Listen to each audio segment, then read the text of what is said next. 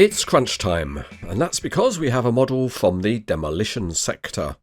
There's a nice picture of it on the box, and it's the Liebherr R940 demolition excavator.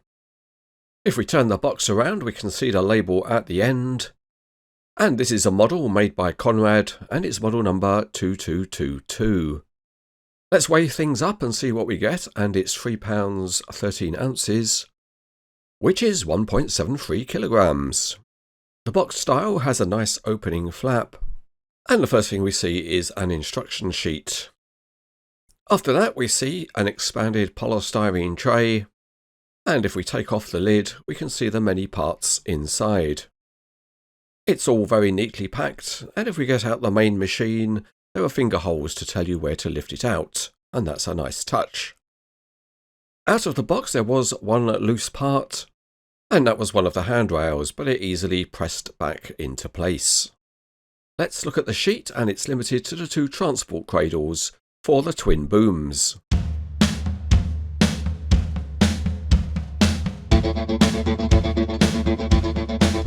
To start the assembly we need to fit a mirror to the grab rail outside the cab, and although this isn't covered in the instructions, it's straightforward enough. Next we have some transport cradles for the booms, and this is the one for the excavator. But the bigger one for the demolition boom requires some assembly. It's made up of a number of parts which have to be clipped together. It's okay, but it can be a little bit frustrating because bits that you've clipped can become unclipped. So it is possible that in addition to the model you might find some optional bad language. However, as long as you do work through it patiently, you can form the entire cradle. And once it is fixed together, it holds the demolition boom very well. And here we see the giant hand cranes dropping it into position. In operating mode, the crawler tracks can be extended, and you can then form a pose where the machine gets connected to the boom. So for this part of the review, we'll fit the demolition boom, and it just hooks over at the top.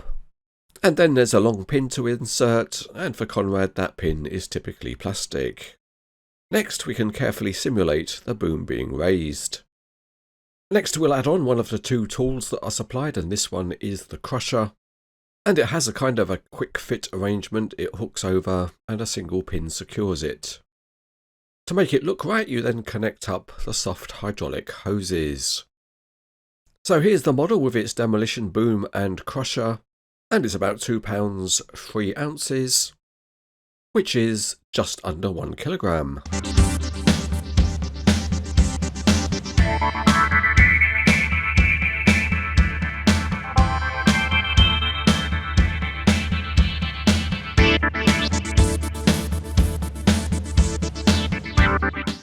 The storage racks are metal parts, and they look good with the ladders and the properly shaped structural steel beams. Moving on to the machine, and we start underneath, and the metal crawler tracks are typical Conrad. The central base plate is simple enough, and there's just a few details on the underside of the body. At the front you can see the silvered protection for the hydraulic rams. The crawler tracks don't have working rollers, and the access steps up are plastic, and unfortunately they look it.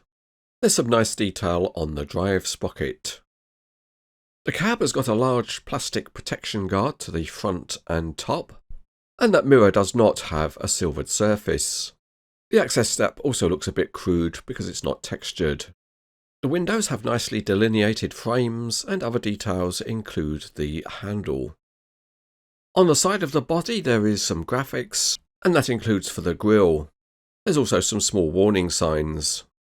On the counterweight, the Liebherr name is embossed, and there's a video camera at the back. And above that you can see the exhaust pipe. On the opposite side there's some nice looking graphics, and the overall finish is pleasing. At the front, the handrails are all in metal, but some of the walkway surfaces are not textured. Up on top of the model, things look better with some texturing of surfaces, and there's a large bank of hydraulic hoses. Again, the handrails are metal, and the plastic air intake does look like plastic. There are soft hydraulic hoses running to the main boom rams, and the hydraulics detailing on the back of the boom is quite impressive. There are many pipes and hoses. The long part of the boom arrangement is made in metal, and side on the hydraulics look impressive. The short hinge section is also metal. On this model, the last part of the boom is also in metal, and the standard of the hydraulics detailing continues. But presumably to try and keep the weight down, the hydraulic crusher is a plastic part.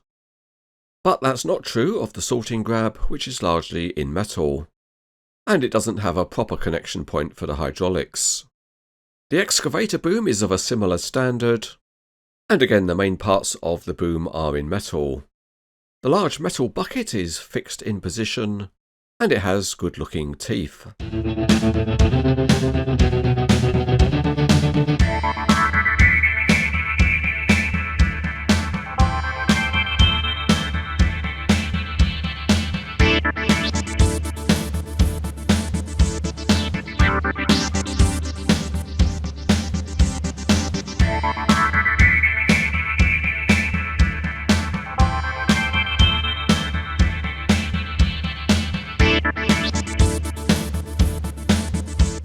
Starting with the crawler tracks, and they can be rolled, although they are a little bit stiff. And as we've already seen, an important feature is that the track frames can be extended. The model rotates very well, it's smooth, and it's also rigid with no rocking on the turntable. Another important feature for a high-reach machine is the tilting cab. It holds a pose well and can be set at any angle. Let's move on to the main demolition boom, and when folded the hydraulic rams hold the boom at any angle, and raising it up it achieves an almost vertical pose. Reaching out, the boom hydraulics are also very good because they hold any pose, and the model is also stable at full reach. There is functionality associated with the crusher tool. It rotates on its fixing, and of course it can be angled as necessary. The crusher jaws can be opened, and they are spring-loaded. In demolition mode, the model has an option which is to remove the crusher tool, and that's easily done by just removing the pin. You can then add on the sorting grab, and that's just a reverse of the procedure. Hook it on and insert the pin. For the hydraulic connection, there's no specific place to do that, but you can just tuck it in and get a reasonable result. In terms of functionality of the sorting grab, it rotates fully, and the twin jaws of the grab are interlocked. Let's check the size of the model in demolition mode, and it's impressive because you get a height of about 18 inches or 46 centimeters. The other main option you have for the model is to put it in excavator mode, and that's simple to do. You just unhook the demolition boom, hook on the excavator boom and pin it in position.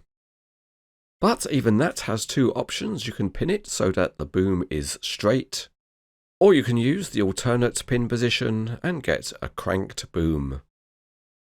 So here it is in excavator mode, and the model performs well.